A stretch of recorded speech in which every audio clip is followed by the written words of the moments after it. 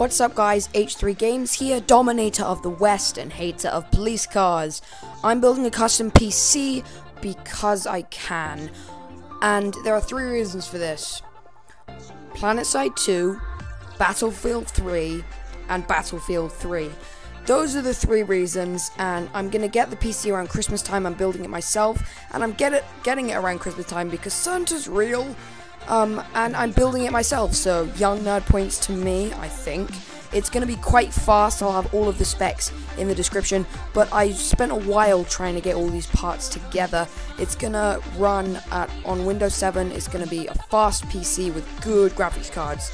A good graphics card. It's going to have about 8 GB of RAM, and just everything is standard apart from those 3.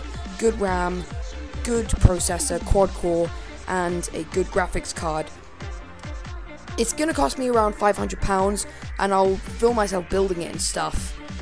And that's all I have to say. So expect some Battlefield 3 and PlanetSide 2 content come Christmas time. That's been H3 Games. If you are looking forward to this content, drop a like and hit that subscribe button if you can find it. See you guys next time.